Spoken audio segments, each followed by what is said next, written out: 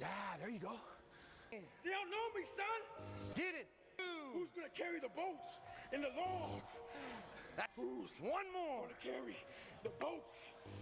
You're gonna. Yeah. Who's gonna carry the fucking boats? David Goggins is definitely one of the most inspirational people of the 21st century and has influenced many people around the world, me being one of them. I have spent a sizable portion of my life trying to emulate him and have learned a lot of things in the process. It took me a lot of time to put a lot of those lessons into more context, and I've made a lot of mistakes along the way. In today's video, I'll be sharing this experience in more detail. If you're new to the channel, I'm Arman, and here I usually explore topics related to mindfulness, as well as things that will hopefully make you more interesting to you, so that you can live a more interesting and meaningful life regardless of any external circumstances. The reason why I wanted to share these lessons in the context of this channel, which is usually oriented at mindfulness, is that a lot of these lessons came back to me in various forms while studying mindfulness and philosophy, and I thought it would be an interesting point of view. While I wasn't literally running an ultra marathon every weekend for 2 months like David Goggins, what I mean when I say I was living like him is that I was pushing myself beyond what I thought was ever possible for me. Most of the things were of course physical, but physical challenges are a great way to get experience-based insights of the world we live in. If nothing else, David Goggins is literally the embodiment of the philosophical idea that anything good in life must precede something bad. It makes sense, as the only reason you can say something is good is that you have something bad to compare it to. His whole life is a representation of this idea, where he shows us that even though you had the worst childhood and teenagehood you could ever imagine, you can still put those bad experiences to good use. And I've had quite a troubling past myself, however that's not the point of the video, but can be a valuable lesson on its own. That the degree to which you can learn from someone will ultimately depend on how much you can relate to that person. In other words, while you might not find David Goggins all that relatable, I would argue there are still some lessons to be learned from him. The very first thing I wanted to touch on is that living in such a way where I pushed myself beyond what I thought was possible for me taught me that living a more adventurous life doesn't take much. This is one of the main reasons why such sports like ultra running and triathlon are vastly growing in popularity. People feel the need to challenge their mind and body in various ways that everyday life no longer does. And physical endurance challenges are in fact a very good way to live your life more adventurously. Stepping out of your comfort zone, whatever that means to you, are great first steps to living a more adventurous life.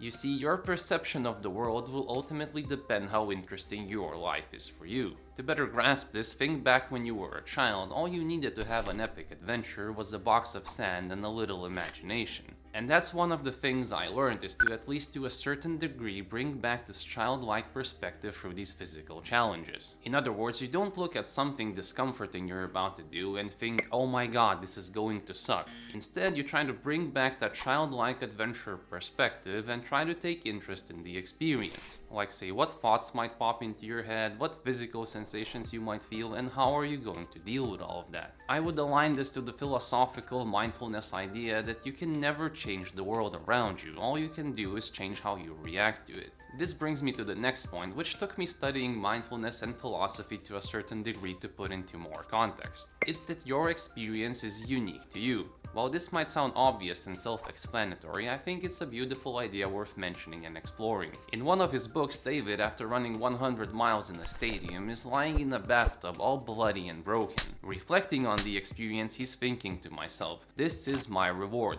This blood, this pain, this torture, this is my reward. While none of us can literally understand what that feels like, that's not the point. You see, what he's experiencing at that point is not just the result of the run, it's the result of his entire life up to that point. And that is true for every moment of consciousness for everyone. No one has lived your life, and all of the experiences you've had to this point makes it completely unique to you. So when you go for a run, when you undertake some kind of physical challenge or whatever it may be, the whole experience is completely unique to you. Just thinking of life in that sense can make it a whole lot more interesting. Because think of it this way, your life is sort of like a movie, and only one person gets a ticket to this movie, and that person is, well, you. One other thing I learned that was greatly strengthened by practicing meditation and mindfulness later in my life is to enjoy the process more, or in other words, be more in the present moment. One of the many quotes that stuck with me was, "There's no finish line. There's no finish line, David." This is an insight well known in meditation, which can be rephrased as all there is a process and you're just a part of it. It can also be referred as the nature of impermanence, or in other words, that nothing lasts forever. There's of course a big difference between reading it, hearing from my mouth, and actually experiencing it. In my experience, all of this came to me during one challenge when the company I worked at organized a step challenge for a month. At first, I set a reasonable goal for myself, something that was challenging, but deep down I completely 100% knew I could accomplish it. What happened though is that I found a competitor in the challenge that challenged me to do more. I had promised myself I would not try to win against anyone except myself, but all of that quickly went out the window. I just had to face the kind of person I was then. Overly competitive, ego-driven, but a lot of demons and insecurities that would fuel me throughout the challenge. Prior to the challenge, I had not run more than 6 miles a day. And unlike day 5, I started running 9 miles every day, and on top of that walking another 30 to 40,000 steps while still working my full-time job. Now the numbers obviously don't matter here, they could only ever matter to me, and even to me they don't matter that much. What's important is that the challenge was so vast for me that I couldn't begin to think how I was going to do it on day 10 or day 20. I had to stay in the present moment. I had to focus on what I can do today. Stretching, massaging, eating properly, going to sleep on time, waking up early, and so on. All throughout the challenge, I kept repeating to myself, there's no finish line. There's no finish line. You have to focus on today. I ended up winning it, but that's not the whole point. What it showed me is that the process is way more important. The journey that got you there. Or in other words, that, well, there's no finish line. Fast forward some months later, I actually never stopped running, and things that I deemed completely impossible before became a normal part of my routine. And that's another lesson we can see here, one that shows us the purpose of challenges. It is not some arbitrary finish line, it is to show you that you can do more than you thought you could. Once you show yourself that you can, the horizon of how much you think you can do expands. And as the famous quote by Henry Ford goes, whether you think you can or you can't, you're right.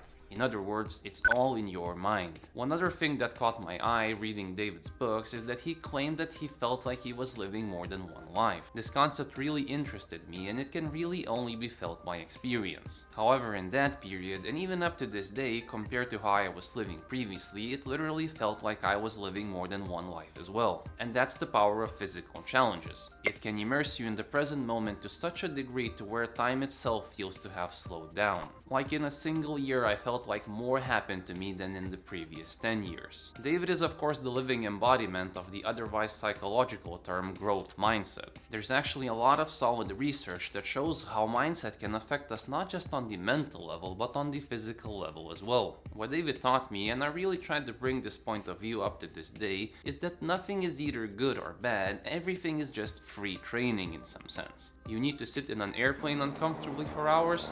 Free mind training. The elevator is broken and you need to take the stairs? Free cardio training. You get the point. As Hamlet has famously said, there's nothing either good or bad, but thinking makes it so. Is David Goggins a figure you have explored in more detail? Have you read his books? Or maybe you've learned these lessons from other areas in your life?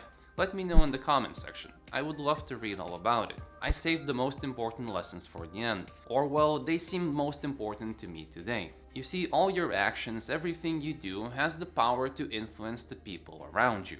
And do not underestimate the importance of that. The way I see it, that is one's life purpose in a nutshell. It's to undertake your life's adventure, whatever that means to you, and spread that passion to everyone else around you. Not to discredit David in any way, but I think a lot of the things he does are made a whole lot of easier when he knows how many people he has inspired. When you feel the responsibility of other people being carried on your shoulders, that can make even the most daunting tasks easier. In fact, many ultra-runners report that in moments of severe weakness, they think about people they care about or love. And that somehow brings out some new, unfound mystical strength into their legs. I never had the intention to influence anyone, but we are social creatures, and unless you live in a cave, you are part of some social circle. And I found that just by simply doing my best, I have influenced that circle in many positive ways.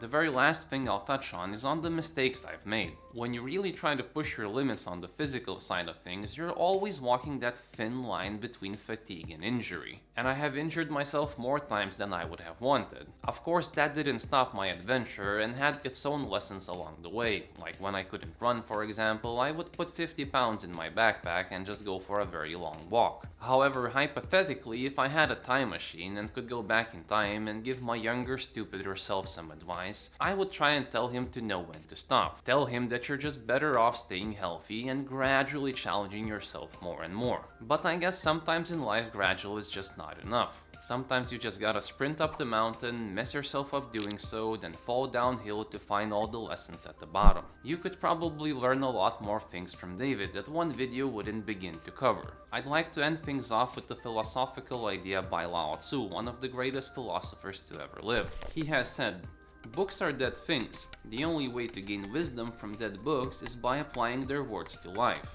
What I mean by that is that nothing that you read or hear from my mouth will have any meaning unless you bring it to your life. And that is all I wanted to share with you today. If you found this interesting, you might also enjoy this video, where I try to bring a different perspective of what mind training might mean. Or this video, where I talk about this mindfulness practice that will have you experience more of your life. Thank you all so very much for watching, stay mindful, and I hope to see you in the next one.